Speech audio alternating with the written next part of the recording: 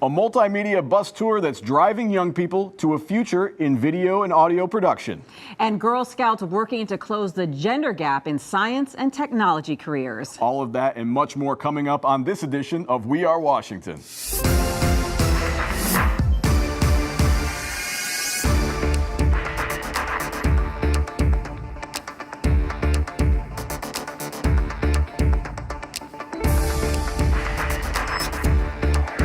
Welcome to We Are Washington. Coming up, we're boarding a fully loaded bus that's bringing the world of production to the streets of D.C. We'll also show you how the Girl Scouts are empowering girls here in the district. But first, our news rundown. At long last, Walter Reed Army Hospital belongs to the district. It took more than a decade of work, but Mayor Muriel Bowser officially signed the agreement that returns 66 acres of the 110-acre campus to D.C. The former Walter Reed campus will undergo a major redevelopment, which city leaders believe will transform Upper Northwest. It will become a destination for people in the upper part of the District of Columbia, where you will have shopping and dining and housing of all varieties right here. We know we have opportunities for wonderful park and recreation space and the ability to move people where we haven't had it for many years across this campus as well. The Kennedy Street Revitalization Project is underway. Mayor Muriel Bowser kicked off the $10 million investment into the historic street at a press conference with other city leaders. The project includes a variety of safety improvements, which include new sidewalks and LED lighting that will extend from Georgia Avenue Northwest to North Capitol Street. The goal of the project is to improve safety and security along the corridor. It's expected to take about 1 year to complete. Students from 2 D.C. middle schools are getting a big upgrade from Verizon. Hart and Truesdale middle schools will receive tablet devices for the school year as part of the Verizon Innovative Learning Program. Verizon, along with the nonprofit Digital Promise, launched the program to introduce students to the possibilities technology holds for their futures. The program equips every student and teacher with a personal mobile device and a 2-year Verizon plan for 24/7 internet access. The future is coming to Pennsylvania Avenue. A new initiative called PA 2040 will bring tomorrow's technology to the Golden Triangle. The initiative is designed to enhance visitors' experience along West Pennsylvania Avenue with smart technology. Among the features of the project, publicly accessible internet and sensor-based LED streetlights along Pennsylvania Avenue west of the White House, an area referred to as America's Main Street. Phase 2 of the project will include interactive kiosks. You can follow the progress of the project at hashtag PA 2040. As one of the largest surges in Metro's Safe Track program draws to a close, General Manager Paul Wiedefeld, Mayor Muriel Bowser, and other city transportation officials are addressing the status of track work being done, along with issues in funding the regional rail system moving forward. I look forward to the general manager presenting a budget that serves our residents. And we in the District of Columbia are very committed to Metro. We know what Metro means. We wouldn't all be here talking about the impact of a 25-day shutdown if we didn't know how critical Metro was to our economy, not only in Washington, D.C., but for this entire region. Adventure lovers lined up around the block for the grand opening of an REI flagship store in the district. The opening of the National Outdoor Co-op included a 3-day block party. The flagship store is housed in the historic Uline Arena where the Beatles famously played their first U.S. concert. This store, REI is a co-op, so we're actually owned by our members. So this community is all the owners of this store, and it's an amazing experience for them when they come in. The new store includes an adventure station operated in partnership with the National Park Service that provides expert advice for your next outdoor trip. 56 new affordable housing units are now open in the Shaw neighborhood. City leaders gathered for the grand opening celebration of the Channing E. Phillips homes. The celebration included the unveiling of an art piece by D.C. resident Lori Evelyn to honor the legacy of Reverend Channing Phillips. Reverend Phillips stayed focused on the principles that we should all remember today. What can we do to make sure that everybody gets a fair shot?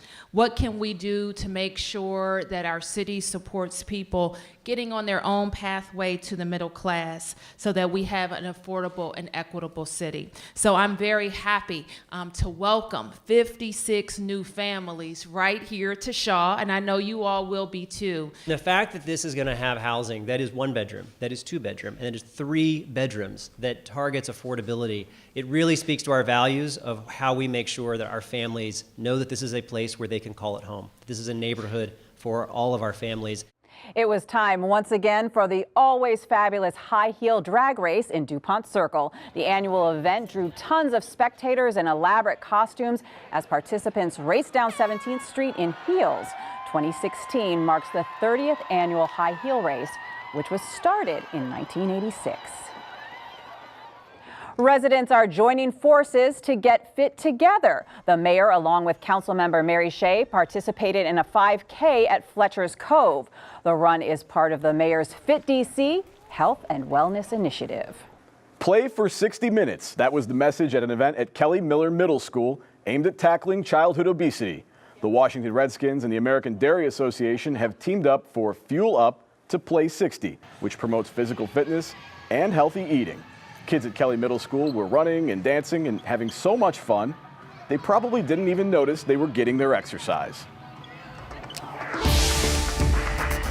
So it looks like they're having a lot of fun there. A lot of fun, Watching them, play around like that and have a good time. It reminds me of when I was younger.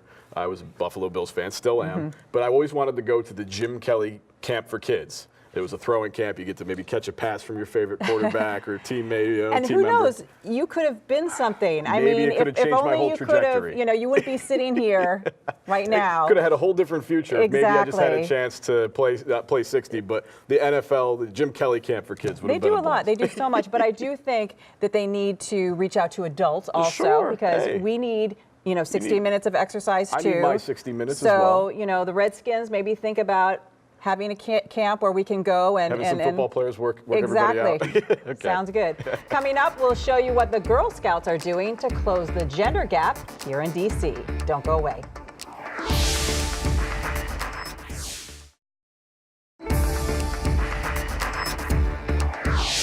The world has changed quite a bit since the Girl Scouts were created over 100 years ago. But the organization, which today is 1.9 million girls strong, has changed with the times while maintaining their core mission of building the character of young women. Take a look. Tell me in general about this program here today and your partnership with Verizon. So we have been working with Verizon. This is the second time that we come and we bring girls. We select girls that either have an interest in STEM or are curious about what happens at Verizon. And we bring them to the headquarters to make sure that they understand all the different opportunities that are there for them. And so the idea is that the sooner that we expose girls to the technology, the sooner that they will start, it's kind of like planting a seed. They'll start thinking, oh my goodness, that's something that maybe I can grow up to do. We are very concerned in the Girl Scout organization that only 25% of women hold careers in STEM in our country. And we see that with our partnership with Verizon, we can create the pipeline so that more girls can select these kinds of jobs and we can have more parity in the future.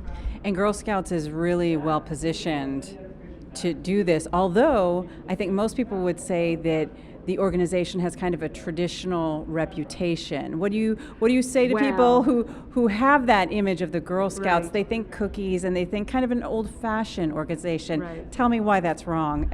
Well, so clearly we love the outdoors. We have a commitment to making sure that one of the things that happens with technology is that girls have an outdoor deficit. Screen time is growing more and more, and girls don't have an opportunity to be doing other things. But what is fascinating about STEM for us is that we need to embrace this technology so that we can use it to help girls grow, because that's the space that they are in right now. So more and more our journeys and all of the different activities that we have for the girls are really ways. We have, for example, a parent-child sort of manifesto that they signed together about internet safety, because more and more what we're finding is that parents are scared. They did not grow up with a smartphone in their hand by age 9, and now more and more we find that girls have it at a younger and younger age. So the more that we can teach internet safety, appropriate use of the incredible resources that are out there, the better that girls will be able to navigate the future. And what in general are just the big goals? You know, when you have, you know, girls coming in as daisies, I learned that today. Right. You know, and then they continue, you know, all the way through into their late teens. And so what do you most hope they get from being a part of the Girl Scout organization? So we believe that Girl Scout organization has something called the Girl Scout Leadership Experience. And we are, whether they're daisies or ambassadors, that's our highest level in Girl Scouting, we are about teaching girls to do 3 things: discover, connect, and take action. And we believe in anything that they do, whether it's a STEM field, whether it's the outdoors, whatever it is, if they can take that with them for the rest of their lives, that they need to discover what is cool about it, what they like about it, connect with other people who want to do that, and take action, do something with that to make the world a better place. So it's about a lot more than the selling of the cookies. Oh, absolutely. I mean, the cookies is our largest entrepreneurial program. We know that girls learn self-confidence through it. They learn financial literacy. There's all sorts of really wonderful things about the Girl Scout Cookie program. But clearly the program is everything from kayaking to financial literacy to being in this amazing technology center. All these things are what will make these girls' minds sort of open up to the possibilities for them in the future. Where would you think the biggest changes have occurred in your organization to kind of keep up with the changes in young girls' lives and to make sure that you still appeal to them? So it's interesting. In some ways, we're value-based. The values that we teach in Girl Scouting, being kind to one another, community service, all those things continue to be really important. And it's what parents want the girls to learn through the program. What I would say is that more and more we need to have safe spaces for girls to be girls, because they are living in a world where technology and it's moving so fast that they actually are not learning interaction as well as a generation ago. We actually teach girls how to shake a hand, how to make a phone call. They're not used to doing this. They're used to, well, Mom, can't I just, message someone and text them, and I don't need to talk to them. And so learning some of the skills that actually baby boomers expect when they go for a job interview, really important. So in some ways, we continue to change and upgrade everything that we do, and we use technology platforms to do all that. But at the same time, the things that were true 104 years ago, that it's about community service, it's about caring about what other people are doing, having a place where you can be girls and have fun. That incredibly important. Yeah, that doesn't go out of style, I think. As a mom of teenage girls, what you're saying rings very true. I think that's very important. But lastly, can you give us a sneak peek for those of us who will be buying the cookies? I know you have some news. Yeah. Please share it with us. Yes. So we are here in the Greater Washington region. We are one of the councils that sells. We're the largest Girl Scout council in the country. We have about 60,000 girls who participate in Girl Scouting, and hold on to your microphone. We sell 4.2 million boxes of Girl Scout cookies annually. That's a lot of cookies. That's not nationwide, that's just here. Wow. And so there is I don't know if that's a good thing or a bad thing. I guess it's a good thing. It's a very good thing, because that's how girls are able to afford the money that they earn through the cookie sale gives them an opportunity to do good works in the community, to finance their trips, to do all sorts of really fun things for them. And we need to know what the top seller is. Is it the Thin Mints, my favorite? Well, yes, the Thin Mints, actually, it's the second highest selling cookie in the country after the Oreo, and it only sells for 3 months out of the year. How's that? There are some very dedicated Thin Mints fans out there. But can you tell us that there is some new information I would like you to tell us? So this year we're celebrating the 100th anniversary of the Girl Scout cookie sale. So we're coming out with a new cookie. It is called the S'more, because S'more, is the graham cracker, chocolate, and marshmallow. And I can tell you that they brought me the box before it was even, they had designed it outside, and they let me try it, and I loved it so much I had 7 in one sitting. So I think it's going to be a top seller too. Wonderful. You heard it here first. We always like to bring the breaking news. Yes. That's great. Thank you so much. And thank you for all the wonderful work you do with all our great girls out there. I know they benefit a lot. No, So thank you. This is amazing. This is so exciting. I want to go back on the tour. So Matt, not to put you on the spot, Okay. but what's your favorite Girl Scout cookie? Girl Scout cookie. Well, I do have a favorite Girl Scout cookie, but the problem is that I'm going to definitely need Play 60 for adults. What we were talking about after you devour the Girl Scout They're cookies. really good, though, exactly. right? I Those feel like stories kind of come together, They you know? really do. And I feel like I'm kind of a traditionalist when it comes to the Girl Scout cookies. I like both the Tagalongs and the Thin Mints, probably at equal value. I'd have to say both, probably the same. I have to say, I come in much more for the Thin Mints. Okay, They're far and great. away my favorite, and I was surprised that I'm not alone. I thought I was unique No, in they're really the loving the popular Thin one. Mints, but they're just like blowing the rest of the cookies away. They're the popular ones. They definitely are. But we got more coming up for you after the break. A tour teaching creativity and multimedia hits the road and makes a stop right here in the district. We'll have that story for you next. Don't go away.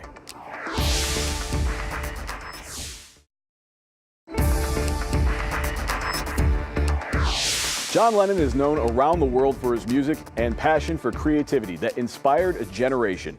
Today, that legacy lives on, not just through the musical catalog he's left behind, but also in a unique program reaching every corner of the United States. Young people in the District of Columbia are getting their shot at this rolling wave of creative expression. Now, thanks to DKN's Education Avenue series, here's their story.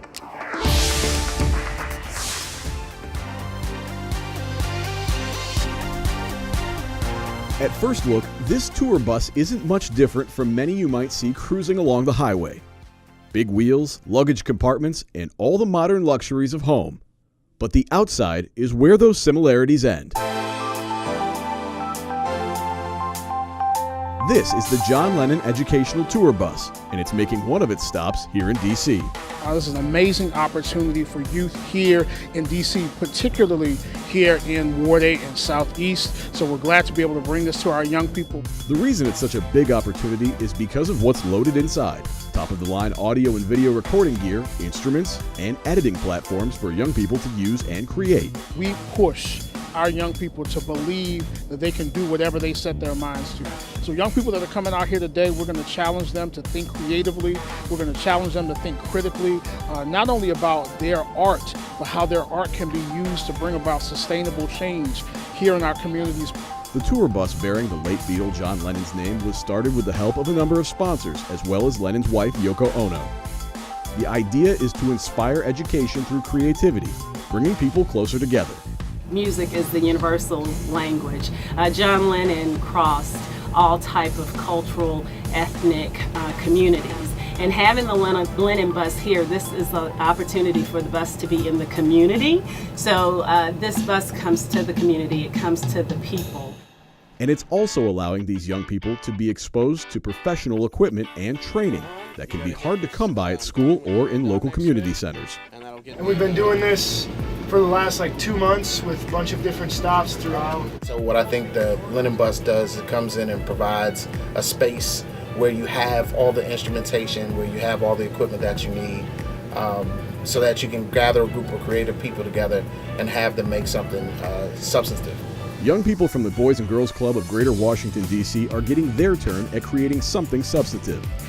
They're learning how to use these cameras, going out into local neighborhoods to shoot footage, and returning to edit their final creations on the bus.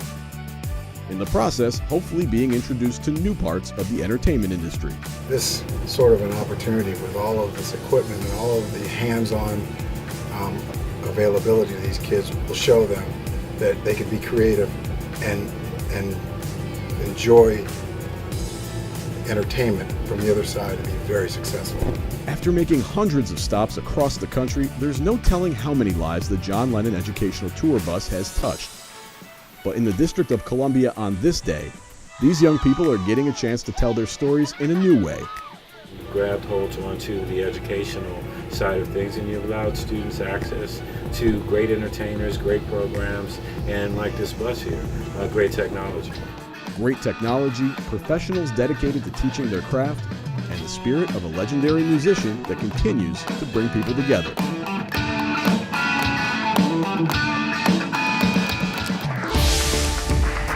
You know, the great thing about that whole project with the bus and its touring around the country are the people that are on it, because they're going from town to town and they're sharing their expertise, their knowledge, their love of what they do with young people, with kids around the country. So that's kind of a cool thing I thought I got out of that story with the tour bus. And all those young people can come join us here. Sure, okay. They can work the cameras in behind the scenes. They're learning everything. Or take our jobs, whatever it might be. No. But I mean, they're learning everything, and that's the cool thing is that the people that are on the bus are out there helping them out to share their love and knowledge of what they do. I think that's pretty nice, right? So that's all the time that we have for today, but we do have time for one last thing. So Cecily, what do we have teed up today? Well, you know, I really enjoyed that REI story because I think for a lot of Washingtonians, really have a love and lots of memories of the Uline Arena, also known as the Washington Coliseum. So many great events there, go-go bands performed, a lot of people remember going there. But one thing I didn't know that I was fascinated by is President Eisenhower actually had his inaugural ball in the Uline Arena. So when you're going shopping for your outdoor gear at REI, you can also think, oh, at one time, this was a fabulous place for a ball. And that's back when they used to have just one, not like a dozen how they have today, but that was the place to be at that time, It really meant something when you got a ticket for the one inaugural ball in the city. Right. Well, okay, that really will do it for us today. Thanks so much for joining us on We Are Washington. See you next time.